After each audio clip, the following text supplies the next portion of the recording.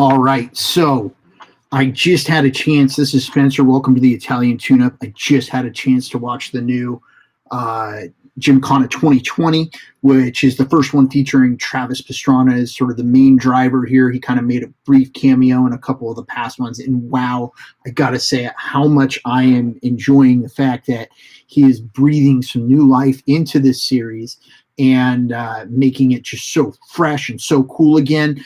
I want to say that, like, I found myself sitting there watching this just as amazed as I was watching Ken Block do the one at the airport, and I think that was Gymkhana 2 or 1, kind of back in the day when Ken was really kind of coming on the scene and doing the first couple of videos.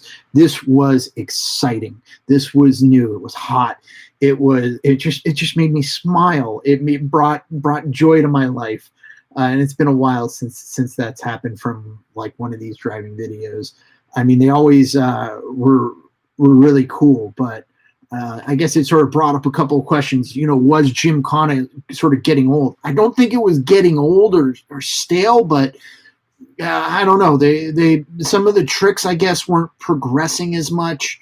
And I know some of you may hate on me for that, but whatever. I felt like, it's like they're trying to do some of the same things in sort of new places. The locations were absolutely stunning, and they were outdoing themselves with the places they were glowing in the globe. China was the last one, doing the Pikes Peak and the hill climb. The cars were absolutely incredible.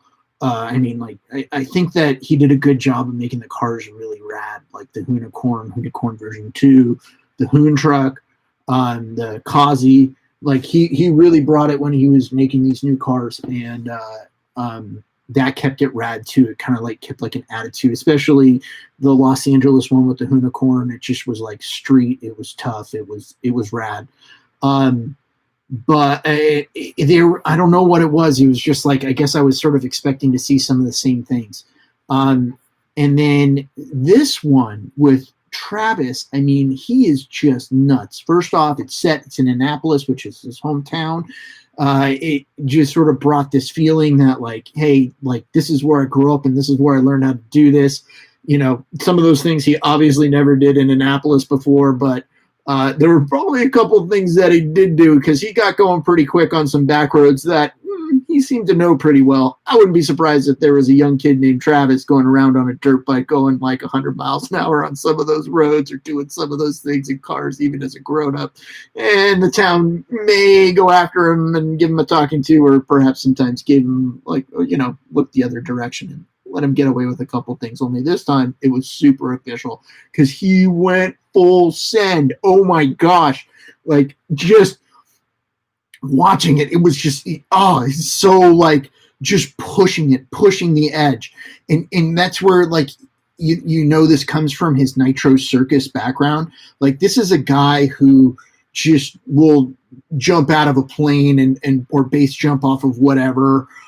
He puts himself into many situations where it's like, sorry, but like, there's a good chance you're going to die, like, doing this if it was anybody else but you, because you kind of do this crazy crap all the time. He really is like a modern day Evel Knievel who just does some nutty stuff, and it manages to pull it off, even though he probably hurts himself quite a bit too. He really pushed it, man. He hit jumps, he hit high speed, he hit crazy corners.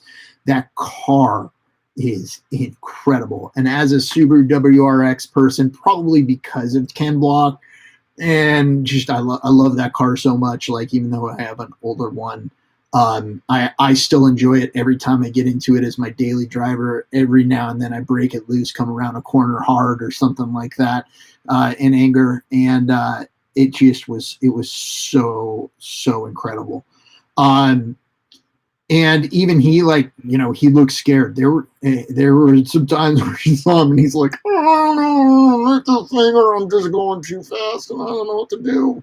Even though it just, oh God, you could get this energy off of him that he was really pushing it. He was throwing it out there for everybody to see, which is just so incredible.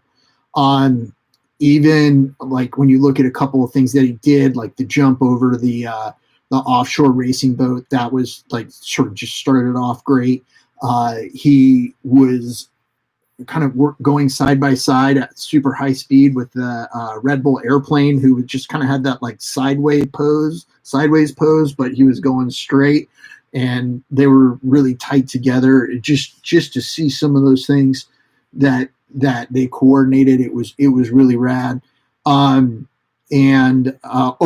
part where he was playing around on the docks in the downtown. And I mean, there were times where like Ken Block, I remember like distinctly in the San Francisco one where he was on the pier and he gets it like right close to the edge and he's on that barge and he's freaked out because let's just face it, like if he ditched it, like he's going into the ocean or into the San Francisco Bay. But Travis like literally was like one wheel off. Like he was, if that car wasn't like an all-wheel drive car, man, that would have been pretty darn sketch and had just a recipe for disaster. But he that's how you could tell he was really pushing it for the camera and for all the viewers. It was cool to see his town folks out, like just like it sort of seemed like they were really rooting him on, like for the hometown. I don't know what it's like. I kind of came from a small town, but to be honest, it was in the Bay Area and I live in San Diego now. So it's like to see this in a small town like that, like everybody really kind of came together and was rooting him on, even the city and the cops and stuff like that. He went super fast. Like there was points where I think there was one part where they clocked him, the cop clocked like 144, 145 miles an hour down just a windy wooded road. Like that's, you hit something wrong, like you're going into a tree, and that is not something that you're going to easily walk away from. Even given the full race car and cage and all that sort of stuff, that would have been very dangerous. And then there was, I think that there was like a final jump that he did, and I'm even wondering, like, did he make that? Did that just wreck the bottom of the car, and that was the last thing that they filmed, knowing that, like, hey, man, there's a chance that the car's not going to make it past this? Like, that was one of those moments where I was like, is there some Hollywood action going on here? Like, because it is, kind of just nuts that he was able to pull that one off and then drive away. Pretty nuts. And then,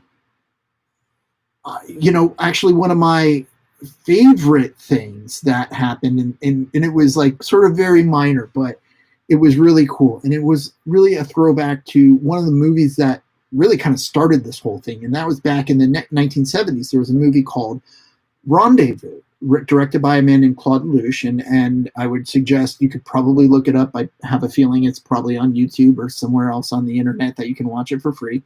Back when I was a kid, my stepdad brought this videotape home. It was like, check this out. It was a 9-minute video of this guy just wrecking it through Paris. It turned out it was kind of a funny video, like it was done with his Mercedes 500, but they like overdubbed it with a Ferrari 275 4-cam motor, just making it sound like some crazy 12-cylinder racing through. He races up through the city of Paris, and then at the very end, like he meets his lady, and that's really like the whole point of him driving so fast was like, hey, gotta go get the girl. And there was like just like a little bit of a nod to that when Travis calls his wife and says like, hey baby, I'm on the way home, I love you, type of thing. It was just a lot of fun. And so I would say, if you can, go ahead, watch the new Gymkhana 2020 video, and if you want, leave a comment or something like that on here. But just sit back and really enjoy it. Like it's 8 minutes of smiling. Oh, and it looks like there's going to be like a fuller version coming out in like a month or so. So keep your eyes open for that. Otherwise, enjoy. I'm Spencer. This is the Italian Tune-Up. Travis Pastrana definitely gave this one an Italian Tune-Up. He gets a 10 out of 10 on that one. Go check it out. Gymkhana 2020. Take care.